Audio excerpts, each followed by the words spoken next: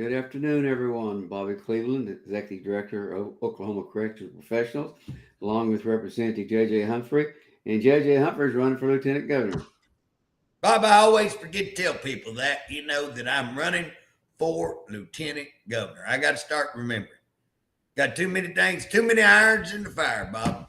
Well, yeah, you got a lot. This deal on this guy up there at Stillwater is taking all your time up. You got to remember, you're running for office. You can't be giving all that time away.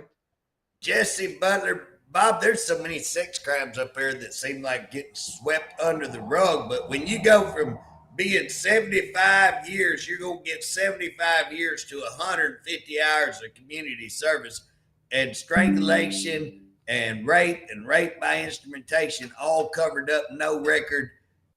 That's pretty ugly. That's pretty ugly, Bob. People are bad. It is. It's terrible. But let's talk a little DOC. JJ, I know you went to look for that gentleman. What was his name? We were looking for inmate Shepherd. Shepherd. We were looking for, Bob. And you can't find her, nor can the family can't find it. I reached out to family last night just to make sure. So the family reached out to me the day before. Have you heard anything? So I knew they hadn't heard anything. I said, no, I'm pretty certain I may have him located. I knew where they probably would take him, so it wasn't as hard to locate him because I knew there wasn't very many places they could take him. They almost had to take him to Lindsay, and so I pretty much confirmed that he is at Lindsay, and I've confirmed that he's got massive head injuries and things like that. But Bob, the problem is you have the director, and again, this went straight up to the director. I sent it to the director's office. You have these unelected bureaucrats, so these directors of these agencies that want to hide behind this bullcrap confidentiality issue, this HIPAA, or and half the stuff they're talking about. When Bob, you remember that guy? They locked him in a room for 3 days and they forgot about him, and no water and no bathroom or nothing. Yeah. And I was writing about that, and they said, well, we can't release mental health information. I never asked about mental health information. I asked, what's the difference whether you locked a mental health patient, inmate, or a non-mental health inmate? If I say, did you lock him in a room 3 days and forget about him, that ain't got nothing to do. You could say there's no confidentiality on that issue right there. They're just lying, and they're using that. They're using what was meant for good to cover up their own sorry actions and cover up their abuse. You know what I'm saying? And again, when I say abuse, somebody just got busy. Bob, when you're running half the staff or 40% of the staff, guess what? I can tell you I'm a one-man show. I'm running all over the state, and I forget to do stuff, and I get tired. I get wore out, and these officers and these employees, they've got case managers doing double duty. They got correctional officers doing double duty. It's pretty easy to understand how somebody put a guy in a room and nobody goes in that room. Forgot we stuck him in there. Well, I don't understand why they would not let the family see the guy. I mean, it makes no. I just don't understand it. Can you give me any type of? Well, that's Bob. Why would they not? And now what they're saying is well, you contacted a lawyer. What? So I contact a lawyer, that somehow takes away all my rights or takes away anything that my family, should be able to visit, because we went and talked to a lawyer just to make sure everything's kept on the up and up. And here's what's funny, Bob. They hadn't even hired the lawyer. The lawyer just called in and said, hey, we want you to preserve the records in case we take this case. I don't think the lawyer's actually been retained yet, to my knowledge, at least, a week or so he wasn't. So how in the world can they say just because you called a lawyer, you're no longer entitled to any of this stuff? I mean, what kind of idiot? I mean, that's just ignorance gone to seed right there. And the fact that nobody can challenge them. That's what's so bad. You got a guy up there that he thinks he's right because number one, everybody's scared to talk back to them. Everybody's scared if they do anything that they'll get fired. Now, that's a really good place to work, that you can't tell your boss the truth, or you can't say what's actually going on, or you can't even raise your head up because he will fire you because he's some kind of little dictator or something like that. That's a terrible place to work in. That's a terrible environment to work in. But that's what you got going on. I mean, you got that kind of environment. And I was hoping that when this director took over, that he might change that kind of atmosphere. But in my what I'm hearing is that he doubled down on it. He's worse on it than what Hart was. Is what I'm being told. You know, my personal opinion is that the governor is directing him what to do. Well, the governor could direct you, but you could change the atmosphere by just doing a couple of things, just the way you treat people. But again, it looks like that they're targeting certain people. I mean, that's what it looks like to me, is that they're going after certain people. I think I'm right on that. But again, you've got this inmate who's severely injured, who, the family ought to be able to spend time with that person. What security risk is this guy, if he's unconscious, what security risk does this guy present? Why would the family not be able to? Bob, what's your opinion on what DOC's trying to do by keeping the family and keeping me and keeping everybody away from this guy? Well, JJ, I've tried to look at it at every angle, and I can't see what they have to lose. I mean, there's this, why would you not allow someone's family in to see him? Well, I can tell you what I think, Bob, and I think the fact that we put those pictures of inmate Ross beaten to a pulp and the other inmate that we put out there from Allen Gamble, we showed his pictures, and again, it created quite an outrage and people were mad. And I think that shortly after that, you had a guy from Hamilton that they wouldn't let his family in either. And I think that that's what they're trying to do. I think that's why they won't let me go in there, because they know that I'll probably take pictures of him, or I'll come back and give a pretty graphic report, and they don't want me to be able to see what is actually going on there, what is happening, and to come back and report that. Because, again, they're trying to cover it up. Now, they sit back and say, oh, well, legislators have access and legislators can come in and we don't never deny. So today, that's a lie. I haven't had an opportunity to write the letter to all the legislators, but I will write a letter to the legislators to explain that our leadership has sided with them to kill that bill that I ran to let us come in and see the real. And Bob, do you remember why we tried to run that bill? No. You remember when Luke Pettigrew came up, and what I did, I had Luke Pettigrew come up and talk to McCall. I think you actually took him up there, if I remember, Bob, because I was kind of in a little hot water, it seemed like. So I was like, well, let's let you and Pettigrew go up there. Pettigrew presents pretty well. So I sent Pettigrew up there to tell him about what's really going on with these numbers at these institutions and how the Department of Corrections is lying and committing fraud by lying and manipulating how many people show up and are on shift, or telling the legislators we're okay, we're running, our staffing is all right, we're a little short, but we're not in danger or anything like that. And again, they're getting paid for full staff. Where's all this staff at? Where's the money going? So I wanted to go in. All I wanted to do was go in and get copies of their roster, their master roster, which now I've heard they're changing and everything else. But I wanted to do that, and I wanted to do another thing, Bob. I wanted to show up at shift change. I wanted to go to these prisons at shift change and count the actual, me personally count.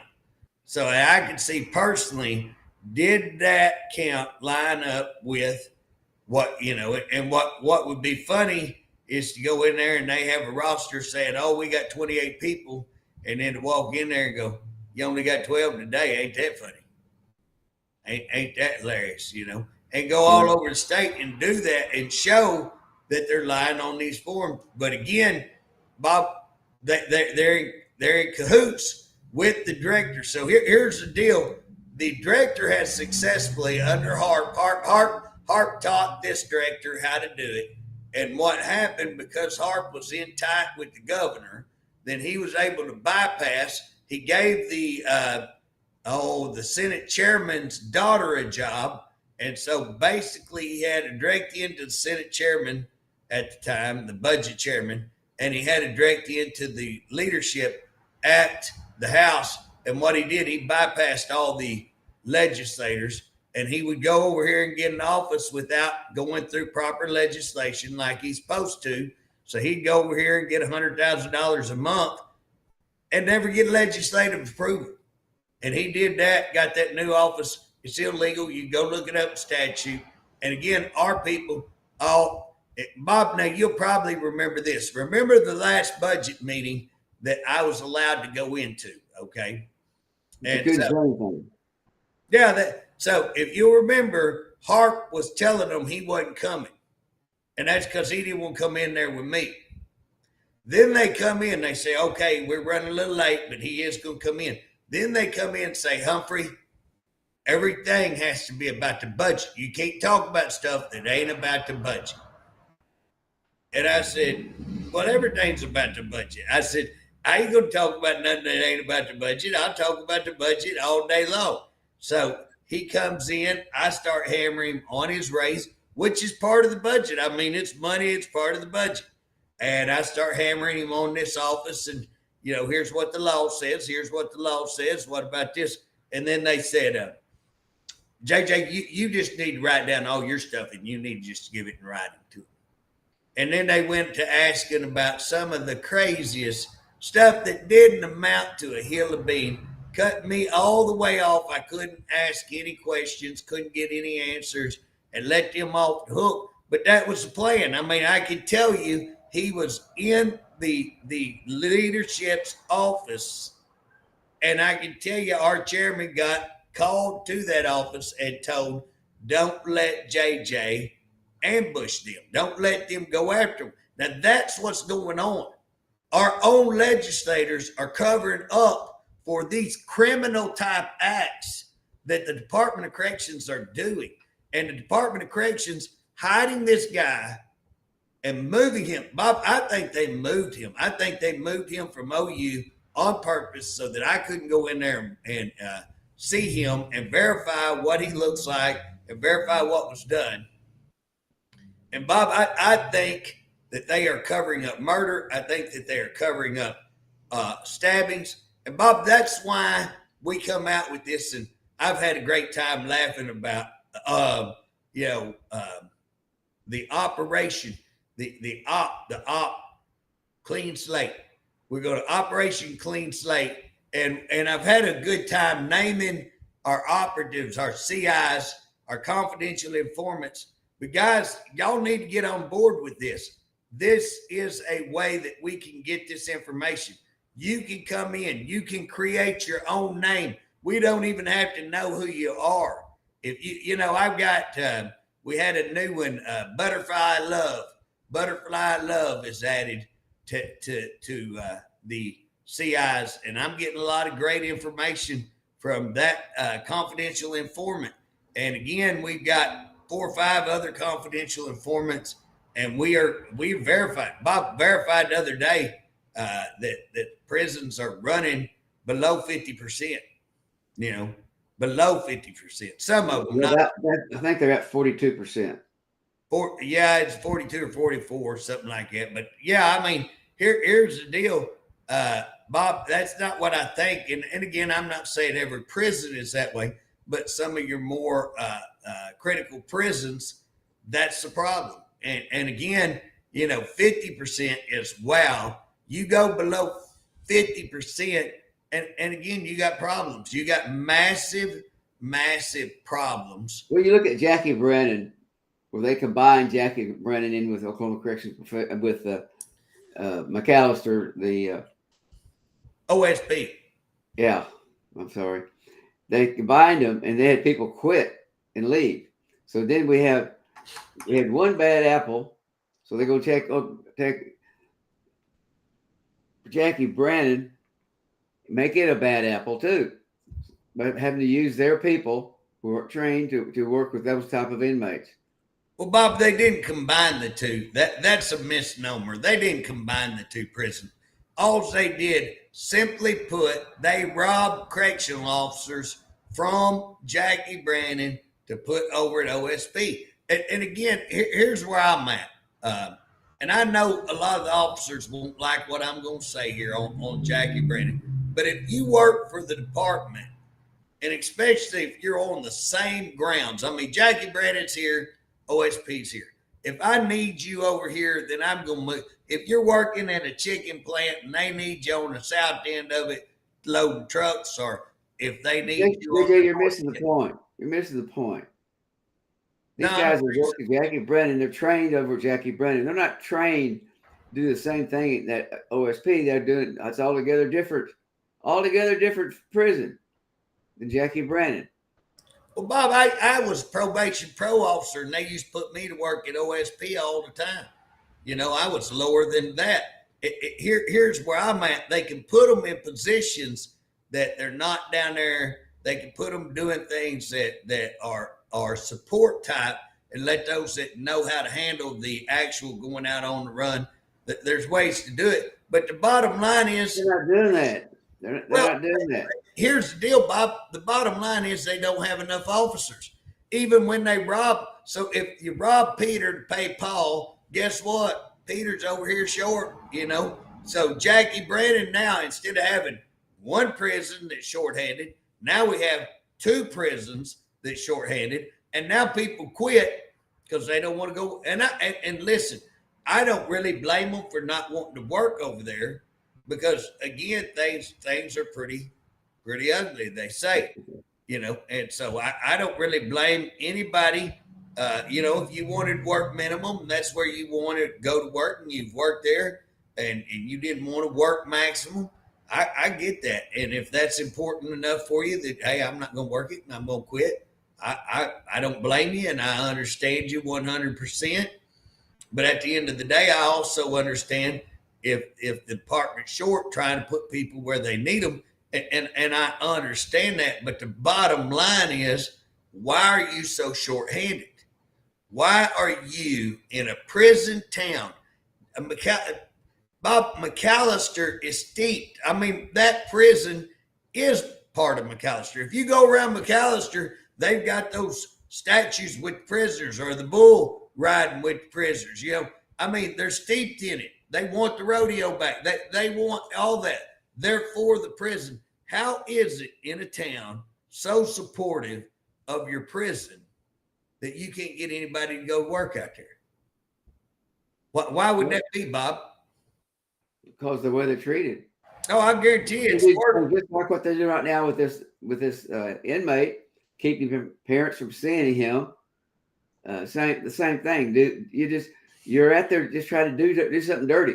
You just want to treat people like crap, and there's no way around it. That's what they do.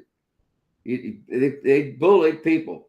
That's the bully pulpit of Oklahoma, is right there, OSP. Well, Bob, and again, I will tell you something that I've learned out of this Operation Clean Slate is that I was blaming a bunch of people, like you know, all over Dick Connors and boy, I've really kind of poured it on the old boy down there at Lawton at Red Rock, and he'd been at there at Joseph Hart. I've really poured it on some of these higher level administrators, and I'm really finding out from this Operation Clean Slate how they're really being, they're being tracked. You know what I'm saying? It's all being dumped on them. They've got to make all this stuff work, and they're being told, you got to do this, you got to do this, you'll do this, you'll do that. you know, and a lot of this stuff, who gets fired and who does what, and putting all this together, Jackie Brannon, OSP, hey, they're getting dumped on just like everybody else. They may not want to do that. They may think it's a terrible idea. And I use that. I'm not saying that warden there is or I don't know from that warden. But I will tell you this, I've really went after that warden quite a bit. Now I went after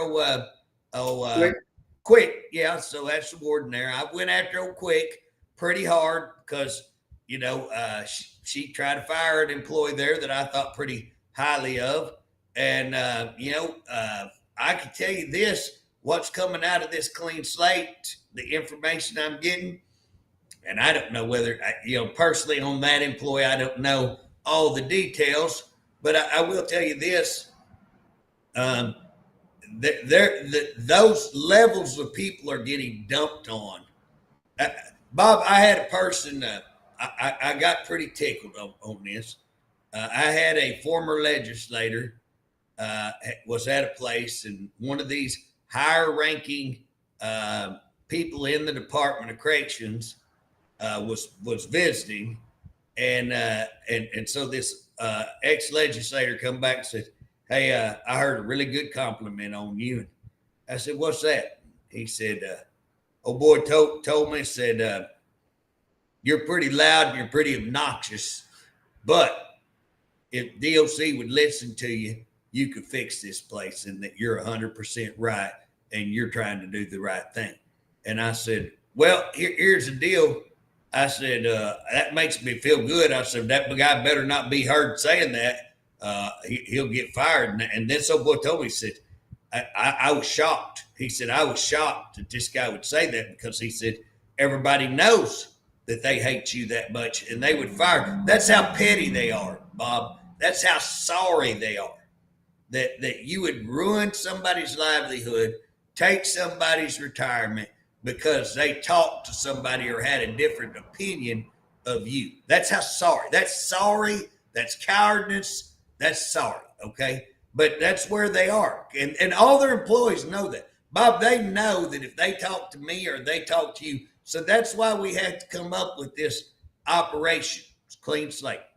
But here's what's funny, Bob, is I told old boy, I said, yeah, I said, I am loud and I am obnoxious. I said, I really am. I know that. But I said, let me ask you a question.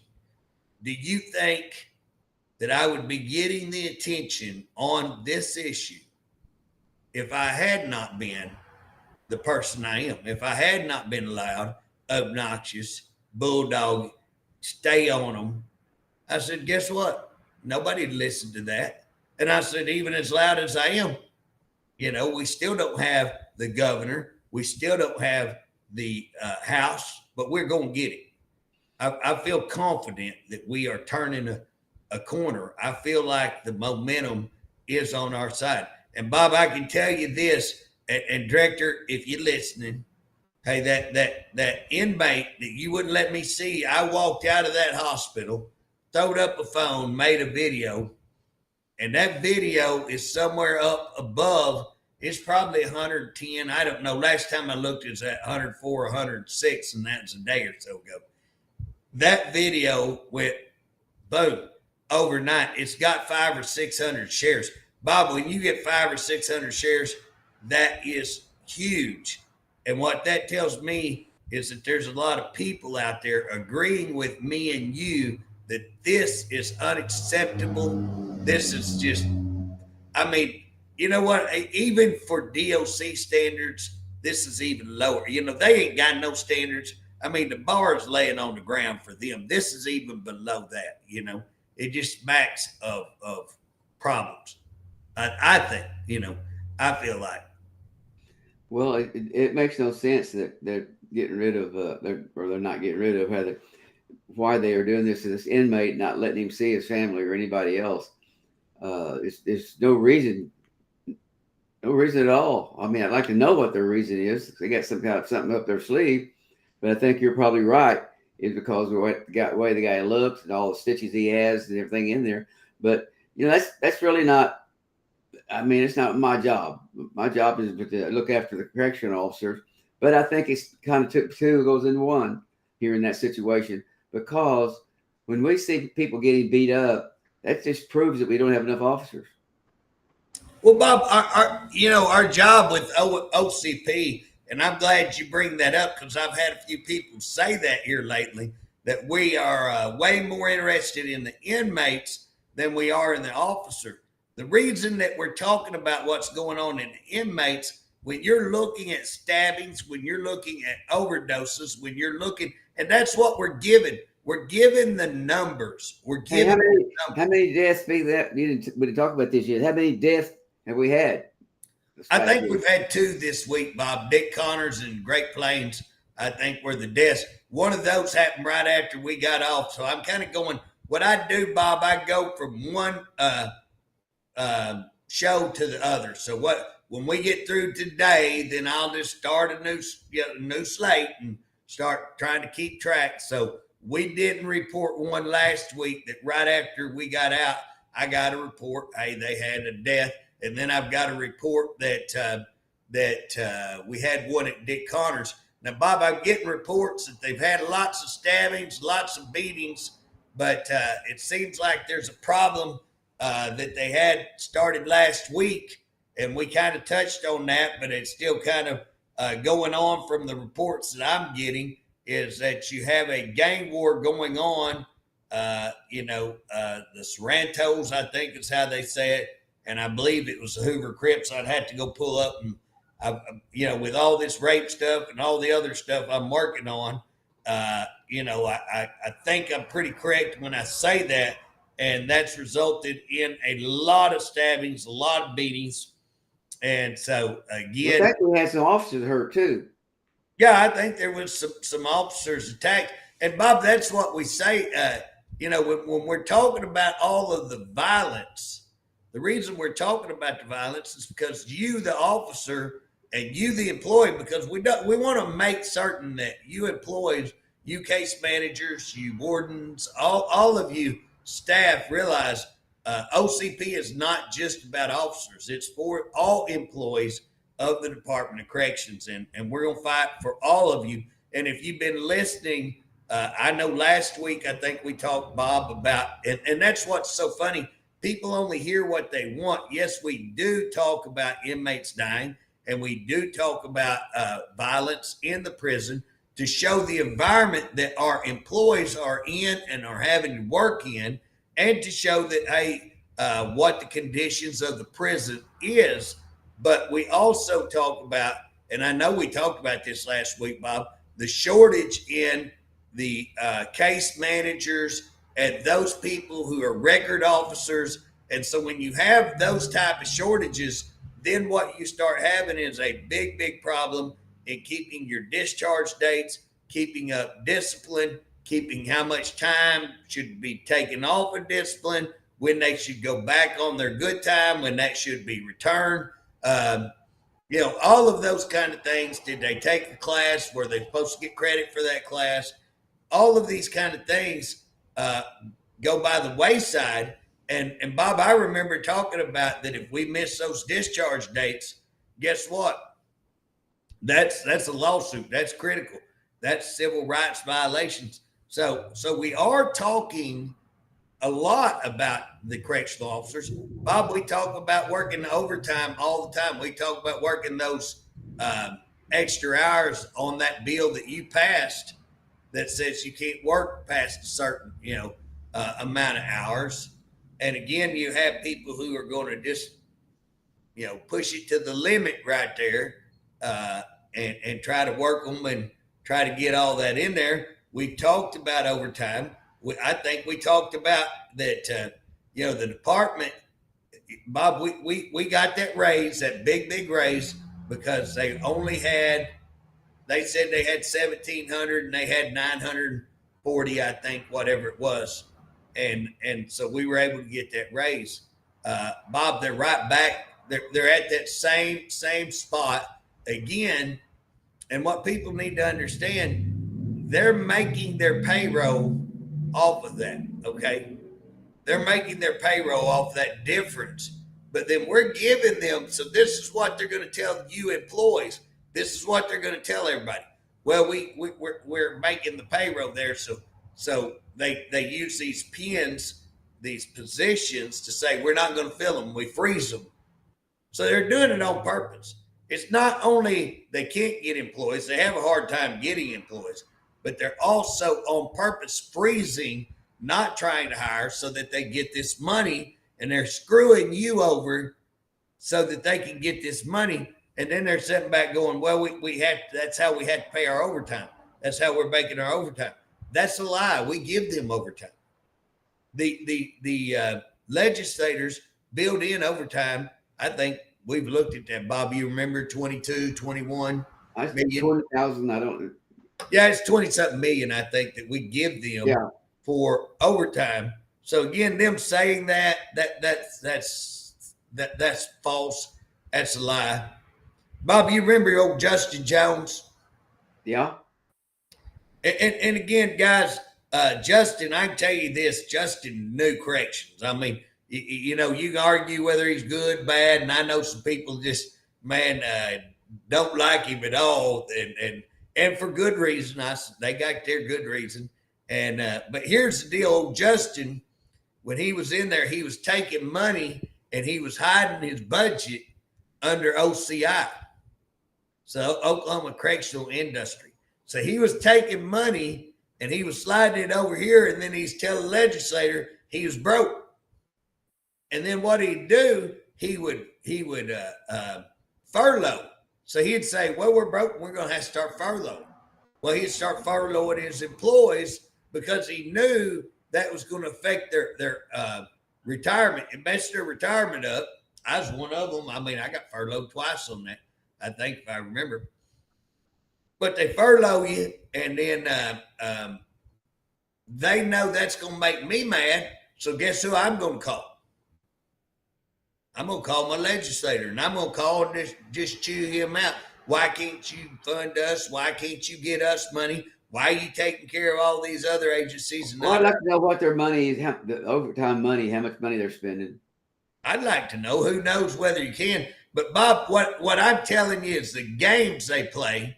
So here they screw the employee, and this is what Justin Jones did. I mean, it's no secret. He's furloughing you so he can squeeze the legislator, hiding this money. And old boy named Steve Burridge from down here, he's a banker, but he was a state auditor, and he caught him doing that. And they put the shutdown on it. And then guess what? What he got fired over, he did it again. He did even more the second time. And that's the games these directors play. They act like, you know, oh, hey, we're not. And they play games with all their employees. You know, they don't care that you're short-staffed.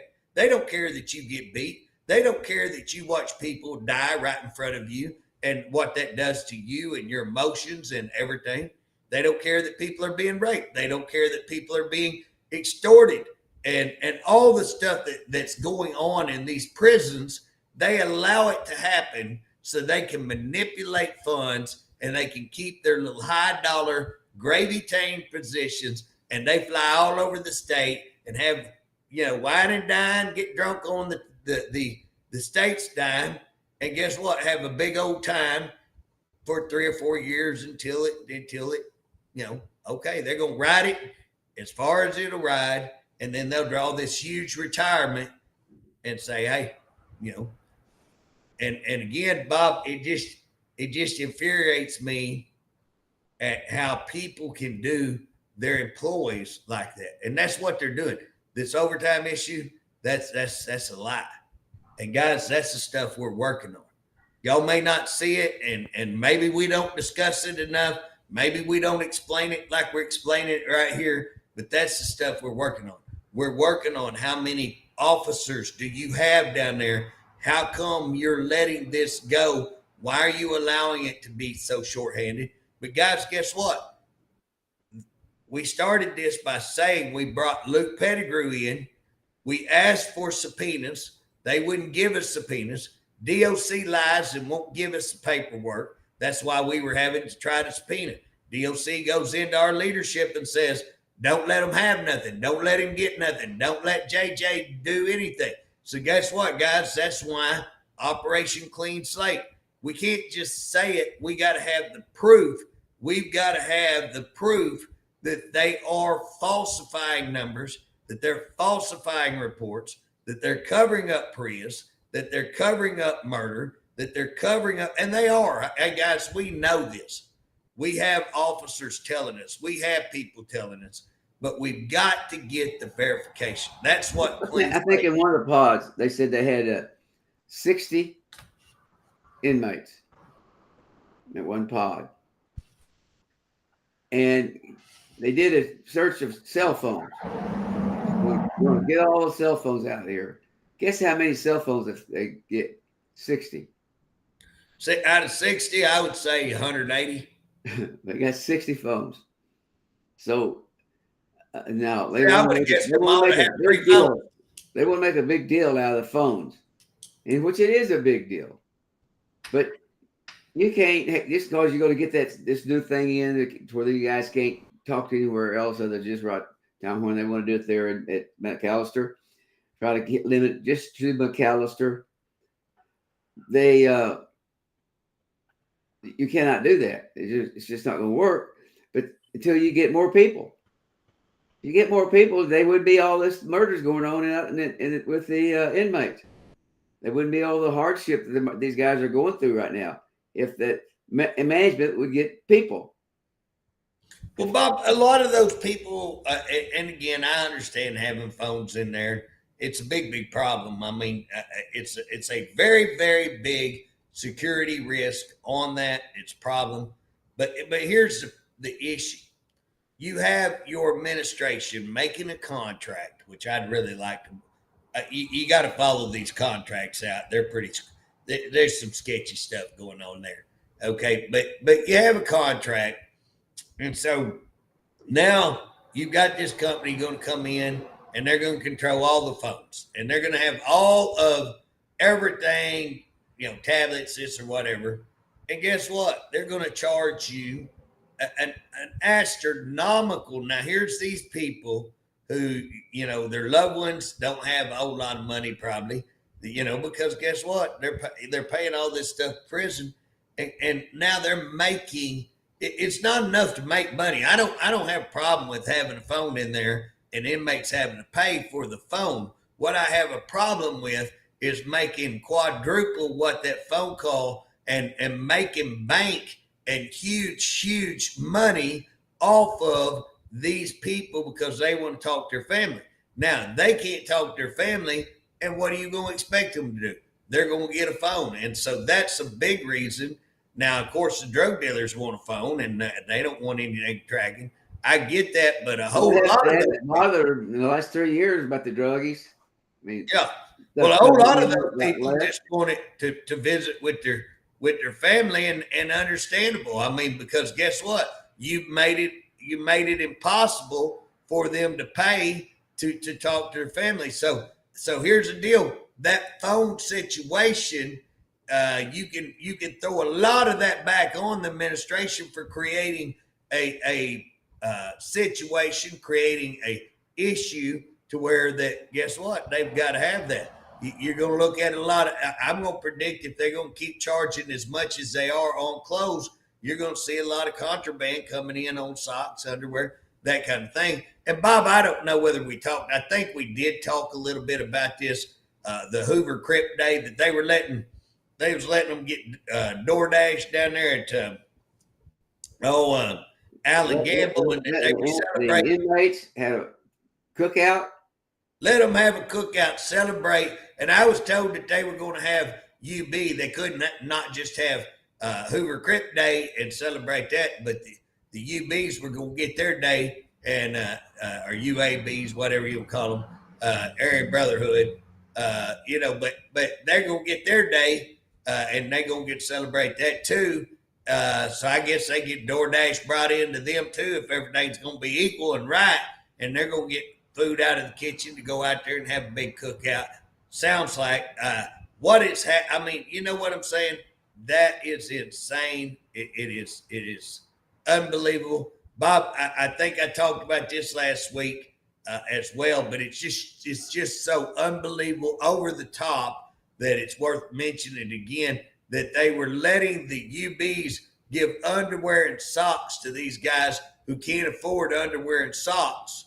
So the department has made it to where people can't send in, where their family no longer can send in. Now they raised the price on these socks to $10 for a pair of socks or so, is what I'm told. And now your average inmate can't afford underwear and socks. So guess what? We're going to let the people who extort them sell drugs to them. And now they're going to come in looking like, oh, we're here to help. We're really good. We're a really good gang. We're a really good group. And so we're going to do this really good thing over here. And we're going to donate some of our drug money, some of our extortion money, to get some of these guys underwear and socks, so that we can now extort $3,000 off of them, a month. So it's just, who is minding the show? Who is up there that is trying to make these gangs look like good people? Look like, let's celebrate gangs. Let's celebrate these gangs, and let's let the gangs run the prison. That's what's going on, Bob. That's why I'm bringing it back up, because there's more sinister.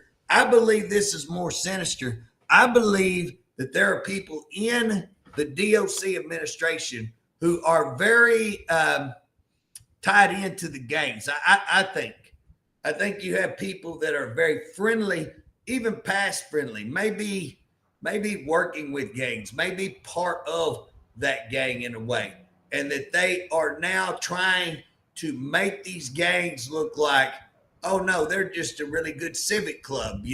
They're not the ones who cut people's head off. They don't stab everybody. That's not who went and beat the hell out of everybody over here and got the guy that you can't even recognize. That we got a guy laying over here that they won't let us in to see, that has massive head injuries, may never regain consciousness. No, that's not that little group. They want to put them up there with the Rotaries or something. You know what I mean? Hey, they're donating underwear. They're donating socks. Oh, look at here. We're going to have celebration day. That's why I bring that up, is to support that, to support and do what they are doing is insane. It is insane. And it's a massive problem in your department. And if I was an employee, that would offend me. That would offend me to no end. Well, it's just pathetic, and they're getting away with it. They need to let the family see that inmate. Oh, absolutely. They need to let him see him, and plus they need to include him on the medical treatment. I would say how you doing that without the mother, because the mother's the one that ought to be making that decision. And so again, it's just mind-boggling on that issue, But Bob, I do also want to state that we have a lot of lawsuits, because that's something else that has been brought to my attention. Is they don't do anything. OCP don't protect you. OCP can't do anything. And guess what, Bob? We got lawsuit after lawsuit. We're going where they're firing, and we're winning every case. It's just taking, because they keep appealing. And people need to understand, it costs them nothing. This is kind of people that are in this administration. They lose and they don't go, why are we losing all these cases? See, anybody with good common sense or who cared about people would say, why are we losing all these cases? Something must be wrong. No, that's not what they say. They say, let's appeal it. You know why? Because we will screw that employee. And we will make that employee wait, and we'll make that employee where they can't go get another job. And we will make that employee's life hell for trying to fight this. And then if they come back, they know their life's going to be hell if they come back. And that's the type of people that are running the show right now. But they're losing all of these cases. And they keep appealing, because guess what? It don't cost them a dime. and it's to mess with the employees. And that's the kind of people you got up there that are people who would do that. And so, Bob, I think that people need to know that we are winning those cases. And I think that we are seeing our lawyer, filing some stuff now to make them have to put up a bond. So start having to make them put up money to make sure that if they lose, all this stuff gets paid. And I think she's calling them out. And I believe what we're going to see is one or two of these cases get up to the highest level, and them kick it back down. And I think what the courts are going to start seeing, I think DOC's fixing to wear themselves out with the court.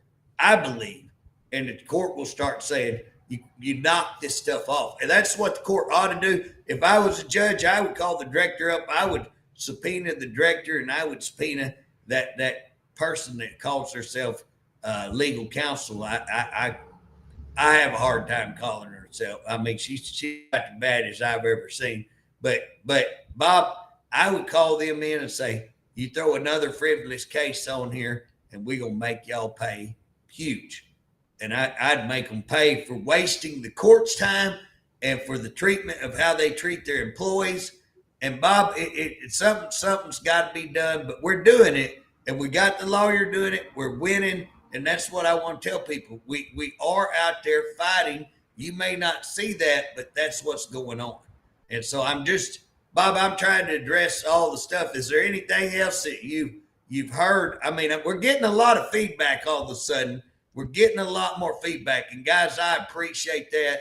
I really do. There was a guy that was really negative on here for quite some time, and he wrote me a couple of things, and we've actually kind of been writing back and forth, and I've been explaining why, and things seem, in fact, from some of what he's wrote, I feel like, hey, in fact, he's kind of shared some things that I found enlightening. And so, anyways, I appreciate that. I appreciate the communication back and forth. Guys, if there's something, and if you don't feel comfortable doing it in your own name, make up a name or get a cool name, get a good CI name.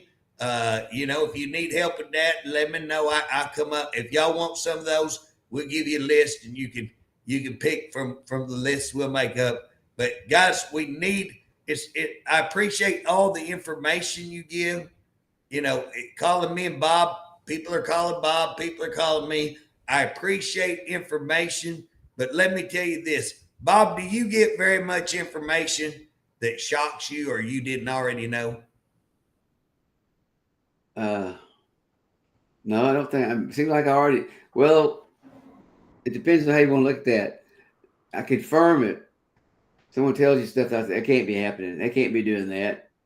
No, where something's wrong. You come to find out, that person was right. Right. But here's where I'm at. We're not shocked. If you call us up and say, hey, there's an inmate got killed or an inmate did this, or I will tell you that one way they called us up and the person was holding employees hostage and they did absolutely nothing. I had a hard time. I had to get that. I had to double round, and Bob called, I called. We pretty much confirmed that happened. We still got a little difference in what we've been told, but bottom line, it all happened. But here's what I'm telling people is we generally already know what's going on in prison because we talk to so many people as to what's going on, but it's doing what Bob talked about, verifying. We cannot move forward without verification. Guys, we'll have this right here, and I may have a reporter call and say, hey, how did y'all know this? How did y'all know that? Well, I can't tell you that. I can't tell you how I know. What happened, though, is DOC, they won't give us any information. If we ask for it, ask open record request, they don't respond to that. So how are you supposed to do? What are you supposed to do if you can't find that information? You just dig and you got people say that, yeah, it happened, and then you go with it. Right, but that's what I'm saying. If we're going to go to the next level, you guys got to provide us something we can go with. We can't fight. We want to fight for you, and everybody's, oh, hey, we need y'all to fight. We need y'all to stay in there.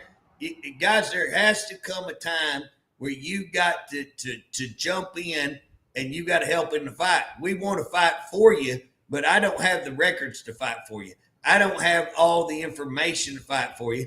And if I walk in and say, hey, this happened, well, how do you know that, JJ? Well, I've been told. Well, who told you? Well, I can't tell you that. I got to keep them confidential. Well, then how do we know? Well, I don't know. You just got to take my word for it. Well, they ain't going to take my word for it. We got to be able to prove it. And I understand we have done a great job at keeping people confidential.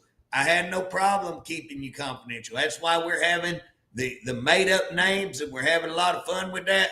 But guys, the purpose behind those made up names is for you to get us the actual documents that can't be argued, the actual evidence that can't be argued. And I understand we're asking you to put your job on the line. I get that. But guys, the horrific conditions of these prisons, the people that are being killed, raped, the inmates, what's happening, the employees that are being forced to work in these conditions, and the conditions you're in and the danger you're in, and officers being assaulted and covered up. Guys, it is time that you say, hey, we got to take back the department. We got to take back. It's time to protect the public.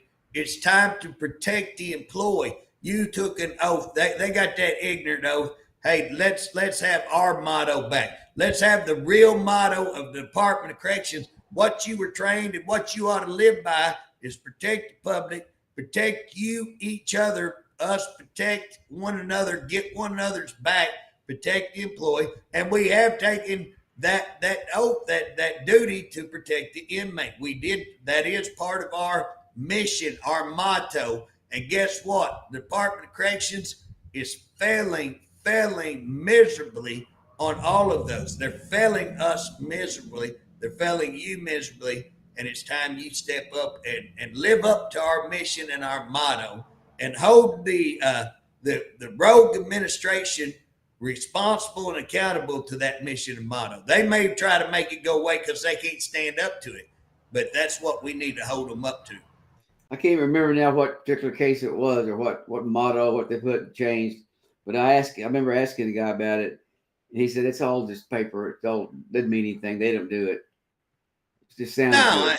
Bob, they stole the motto. They put it on these koozies. I keep my koozie here. I keep a koozie handy because who can remember to build a stronger Oklahoma by transforming lives in a safe, rehabilitative, and compassionate environment? Bob, they don't even know how to spell compassion. They had to steal that off of Geo. They don't even know what rehabilitative is. What rehabilitative systems are they doing? What are they doing? They're doing nothing at all. Where we were. I mean, you went back in time. When I worked there, we had way better programs. We had more employees. We had better training. And guess what? They've taken a back seat and went plumb backwards. They went back asswards.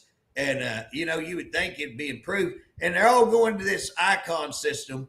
And Bob, their system, I mean, it's pretty weak. It's pretty bad from what I've seen. They come in, demonstrated to us, and it's like, they took my idea and they bastardized it, and I knew they would. And Bob, and what happens when the system goes down? If you put all that and you got no paper backup, what happens? Hey, Director, what are you going to do when a bunch of people don't get discharged because you put everything into a system that's on, that can go down? And it can go down for days, or it can crash. You better have you a backup. You better have you some paper. You better have you real employees that know how to figure all that out, instead of getting rid of all of them and having a system that's going to leave you in a bind. That's what's going to happen. And when it does, I'm going to sit back and go, there you go. Bob, what time? We're getting pretty close. I got to slide up Ponca City. We have about a minute left.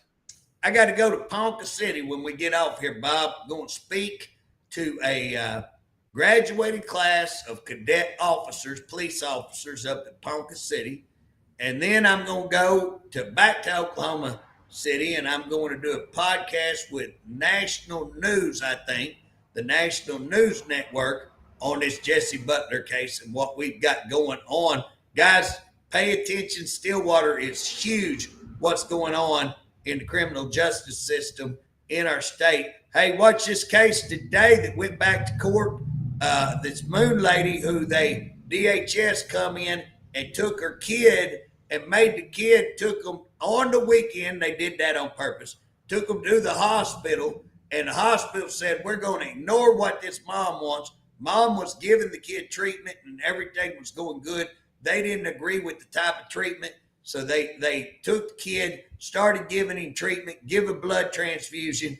We don't know if COVID vaccine was in the blood that he got. She didn't want that. Now the courts have put a gag order not to protect the kid. That's to protect their own sorry asses. I guarantee you that's what that's all about. So watch that. That's going today. I think Jake is down there. Jake should give us a report on what come out of that as much as they can say, because they got them where they can't hardly talk. And then pay attention. We're going to be reporting on this inmate that DOC, that the director is trying to hide out and keep hid.